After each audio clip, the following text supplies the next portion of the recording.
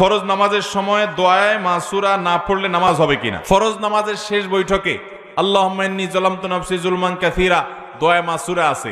এখানে আরেকটা দোয়াও হাদিসে বর্ণিত আছে, আল্লাহুম্মা ইন্নী আউযু বিকা মিন আযাবিন নার ওয়া আযাবিল কবর ওয়া আউযু বিকা মিন ফিতনাতিল মাহইয়া ওয়াল মামাত ওয়া আউযু বিকা মিন শাররি ফিতনাতিল মাসিহিদ দাজ্জাল। অর্থাৎ আল্লাহ আপনার কাছ থেকে জাহান্নাম থেকে পানা চাই, কবর থেকে আযাব থেকে পানা চাই এবং জীবন মরণের ফিতনা থেকে পানা চাই, দাজ্জাল আসবে কিয়ামতের আগে তার ফিতনা থেকে পানা চাই।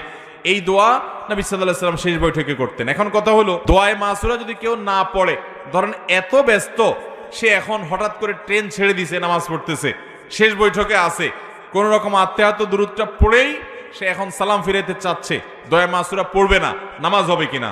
উত্তর হলো হয়ে যাবে, কারণ দোয়ায়ে মাসুরা পড়াটা নামাজের ফরজ কিংবা ওয়াজিব নয়, বরং সুন্নত আমল।